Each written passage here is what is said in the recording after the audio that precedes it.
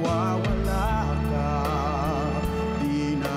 Kailangan na natin magtabas ng mga masasamang damo. Sino sa kanila? Pareho.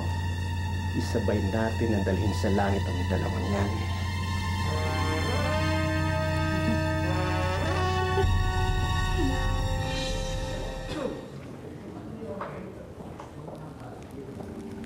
Pati si Don Luis Ricaforte, titiwalag sa akin. Paano nangyari yun?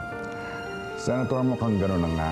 Tumakas papuntang Espanya, dala ang kalahati ng kanyang mga negosyo doon. At ang mga pasugalan niya rito.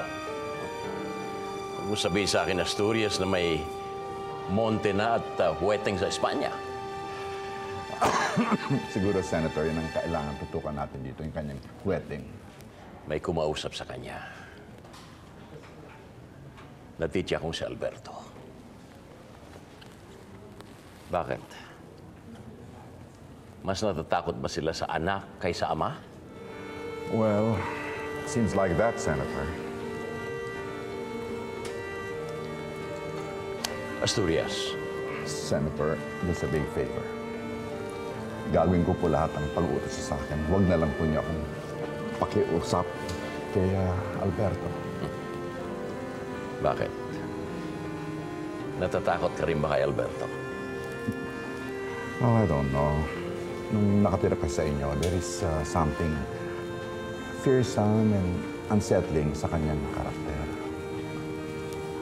Iba siya.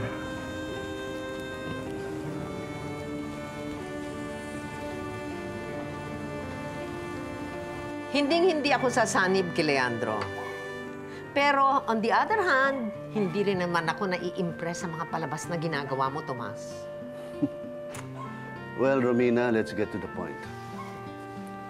Gusto kong ikaw ang maging vice president ko. Alam mo, Tomas, kailangan ko pa ng konting panahon para pag-isipan niya. Ikaw rin. Maraming kumakatok. Nag-a-apply. Gusto mong maging vice president ko.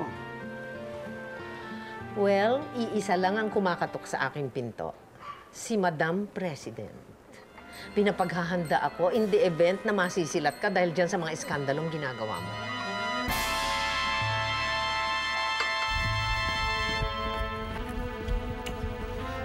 Paloma, niloloko lang nila tayo. Kinakwartahan. Pati katawan natin gagamitin pa nila. Hindi totoo yan. Ayan, basahin mo. Saan galing to? Hindi ba sabi bawal ang kahit na anong uri ng komunikasyon dito? In-expose ni Tomas Locsin lahat ng katiwalian dito. Hindi totoo to. Fake yan. Ako kumuha nito eh. Kasalanan to kay Ama. Mas malaki kasalanan nila sa atin.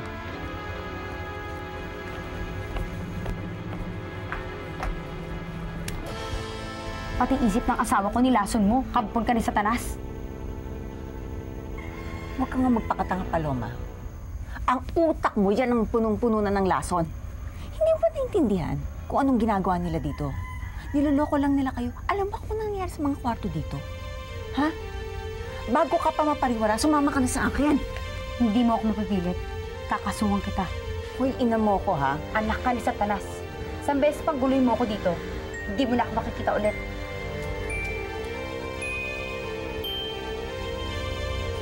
Humanap ka ng ebidensya.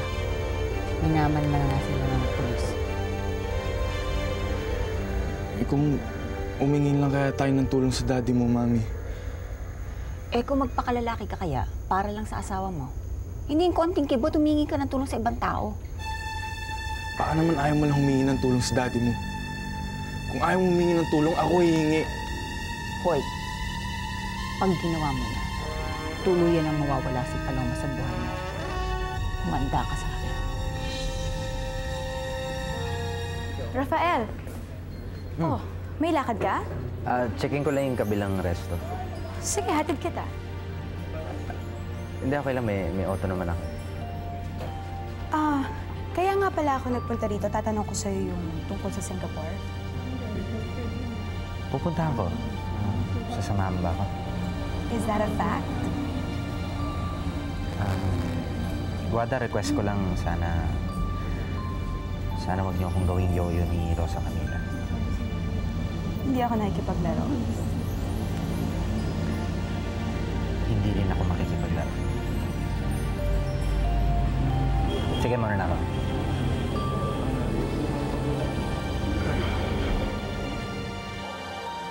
I see Spider-Man. Ha ha ha, I love you, Lester. I see Spider-Man. Ha ha ha. Ay, nako, gabi-gabi nag-uusap yung magkapatid. Mabuti nga yan. At least hindi kasali sa away ang dalawang bata. Kamusta na nga pala yung mga kamag-anak natin? Naku, ayun. Sumasakit na nga ulo ko eh. Si Luminada naman tinataranta pa ako. Si Luminada, tinataranta ako. Itutuloy daw ang demanda sa daddy mo. Ako nga rin makinakabahan eh. Paano yung mga supporters ni Daddy isa-isang nagbaback out? Parang nawawala na tuloy ako ng pag-asa. Ngayon natin kailangan maging mas matapang para sa daddy mo. Para rin sa anak mo yon.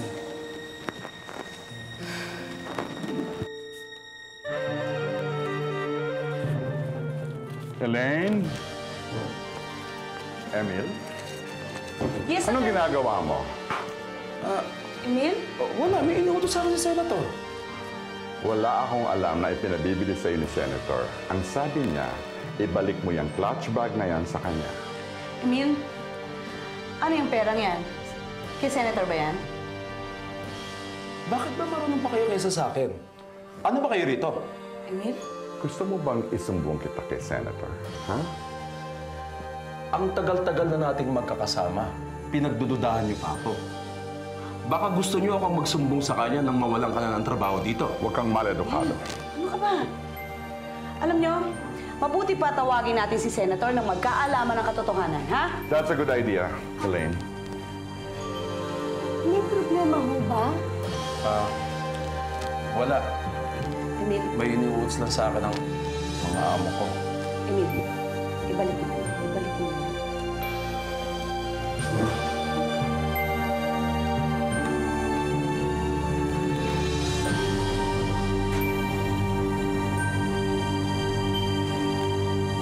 Basta ang gusto ko lang, ayokong masasaktan si Paloma. Eh, paano yung asawa niya? Well, kung may masamang mangyayari sa kanya, kaya naman namin palibing eh. Eh, si Leandro, may nagawa na ba siya tungkol dito? Ayon sa informer namin, wala pa daw eh. Busy sa pangungulekta ng pera. At mas maganda ito para sa PR campaign mo. Imagine, apo ng kalaban, ikaw ang nagsalba. Bilib ako sa inyo maginaw. Marunong kayong manggamit talaga. Naggagamitan lang tayo. Oo nga, no? Pag manalo si Leandro, panalo pa rin kayo. Kaya nga kami nandito sa harapan ninyo eh. Kayong gusto namin manalo.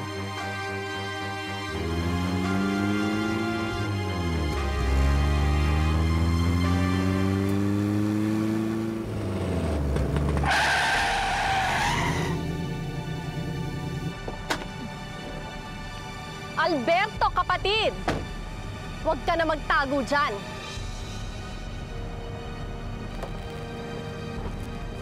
Ang pinakamamahal kong kapatid. Nagkita ulit tayo. Ito na bang katapusan natin? Kung mawawala ka, di na iibig O, paano? Siguro wala na tayong magiging problema, Mr. Natalia. Tatawagan ko na lang kayo, Senator. Okay. Siya nga pala ang makikipagkita doon sa contact ninyo. Okay. Sige po, mauna na ako. Alright. Senator. Hi, Mil. Senator. Naibalik mo na ba rito yung kinupit mo?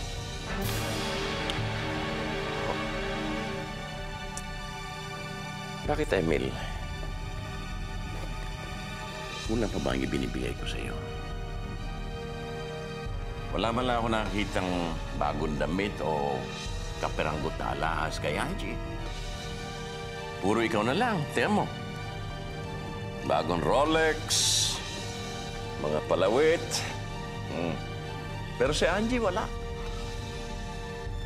Alam mo, Emil, para wag magsuspecha ang asawa mo na meron kang bagong nire-rematch, dapat alagaan mo.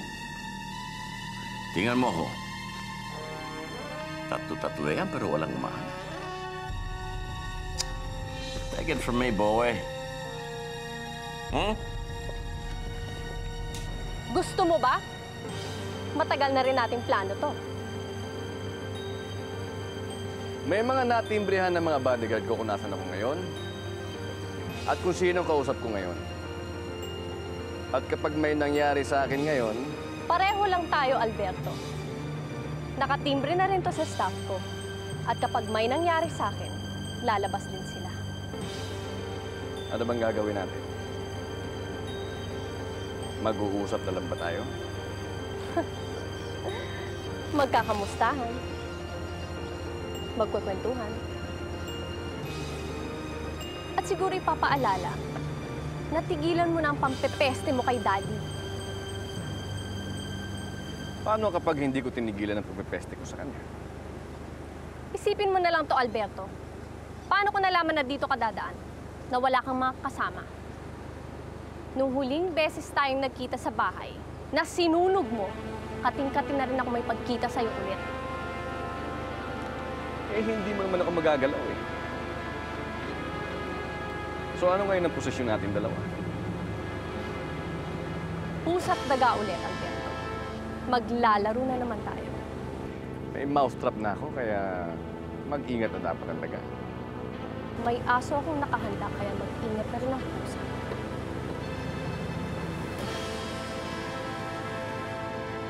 Kung maaari po sana, Rosa Camila, tulungan niyo po yung anak ko. Pero ang alam ko, nag-usap na si Mami Ernestina, pati si Mr. Locsin. Naayos na nila yung grade sa compound. Pasensya na kayo at hindi naasikaso ng husto ng Daddy. Pero huwag kayong mag-alala, nakikipagtulungan naman ako kay Ate Amanda. Kamusta na ba si Paloma? Hindi na siya yung dating Palomang nakilala ko. Sana pag naligtas namin sila, kung pwede, dito na lang kayo manirahan. Kung maaari po sana, Rosa Camila, ilalayo ko na yung dalawa para maiwas sa gulo. Pero pamilya na sila. Panfilo pati ikaw. Sana sama-sama tayong lutasin tong problema nito. Salamat po.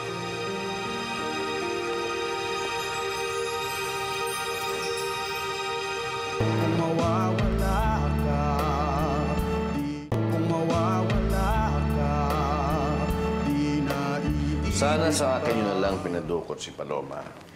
Ayoko nga dahil gusto ko bumagsak yung kulto na kinabibilangan ni Paloma nang maipamukha sa kanya na pinaglololoko lang siya ng mga tao doon. Eh, wala namang alam si Locsin sa mga bagay na yan eh. Bagito lang siya kahit ano pa sabihin mo. Alberto, hindi ko kilala ang pamilya ni Locsin bago siya naging isa sa pinakamayamang tao dito sa Pilipinas. So, ang ibig sabihin nun, may nakatagong milagro rin siya. Kung paano siya nagkaroon ng ganyang yaman.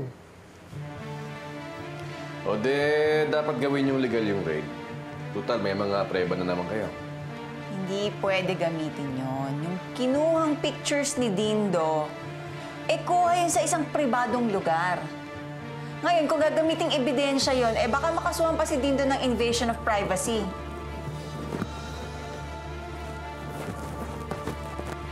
Alam mo, masyado kayong nagpapalapit yan kay Locsin eh. Mas makikinabang tayo kapag si Daddy mananalo.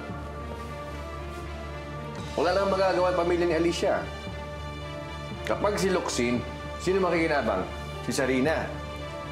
Basta. Wag lang talaga si Alicia. Okay na sa kasi Charina, total, hindi naman nakikihati sa atin yun eh. Paano yung mga anak? Speaking of which, guess kung sinong sumundo sa akin kahapon. Sumundo? Sumundo? Sino? Sino pa? Hindi ang pinakamamahal kong kapatid, si Amanda. Walang kahina-hinala si Leandro sa'yo. Kahit konti. Well, wala silang dapat pagdudahan sa akin, Mr. Locsin. Good. Mahuhuli na ang pinakamalaking buhaya sa gobyerno. Kailan ko po sila tatawagan? Huwag kang magmamadali. Para isipin nila na nag-iipon ka ng pera pambigay sa kanila. Tsaka natin dadambahin si Leandro Montemayor.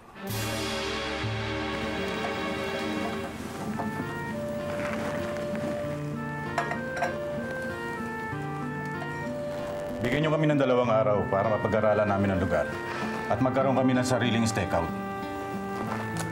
Sir, paano kung mauna doon yung mga tauhan ni Mr. Locsin? Hindi naman sila makakalapit eh. Kasi pag nakakita na sila ng NBI, hindi sila pwedeng lumapit. Attorney Asturias, I think you should prepare a speech for that kapag nagawa na tong raid na to. Okay, I'll do that. And kailangan maisabay na natin ito sa official proclamation ni Senator. Attorney, pakisamahan na rin sila dahil si Daddy hindi pwede. Sasama na rin ako. Pangali ba pupunta namin? Kahit na. Andun yung asawa ko. Kailangan doon din kami ng tatay ko. Ako kaya, pwede ba akong sumama para may makasama agad si Paloma? Nasa iyo yun, Rosa Camila. But if I were you, huwag ka muna magpapa-high profile at this point. This is only a suggestion, of course. If I were in your situation, I wouldn't go. Excuse me. Hello, Ma. Napatawag ka? Ha? Kailan? O sige, sabihin ko kay Daddy. Rosa Camila? Can I talk to you in private? Sure. Matutulungan mo ako problema. Excuse me. Yeah. Now, I want to have a party. A party that will be etched in the memory of all those who will attend. Okay? And it will not just be an ordinary convention. It will be a mega event. The motive of our party is green. Kailangan lahat ng makikita natin green. We will have green drinks like crème de cassis, crème de cacao, we will have ming julep. Even our desserts, kailangan green din. Yung bang buko pandan or whatever there is green. Ang invitations natin has to be printed in banana leaf. Let me handle everything. For Daddy.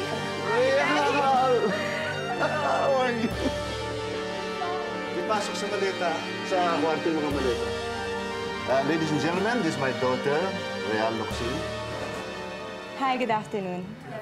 Hindi ko mapapangako sa inyo, pero I'll try. Sabihin ko kay Senator, ha? Okay. Magmerienda muna kayo. Asan siya? Alicia! Alicia! Una, anak mo. Tapos ikaw naman. Hindi ako sanay magpabastos dito sa pamamahay ko. So ano ba ang sadya mo? Sino ba ang mga taong yan? Wala kang pakialam. Kamag-anak mo ba? O kababayan? Sasabihin mo ba ang ipinunta mo rito? O papahuli kita dito sa mga security ko? Eh, hindi sinasagot ni Leandro ang mga tawag ko sa kanya. Ano ba? Gusto niyo ba ituloy ko ng demanda ko sa kanya? Pwede ba? Ituloy mo na. Puro kasatsat. At ginawa mo sa akin o kaya gagawin ko rin sa inyo. Layas! Layas ng pamamahay ko! Layas! Security, labas nga to! Labas! Labas! Layas! Ang pakikita muli! Ako ang ulit magpapalaya sa'yo! Kung mawawala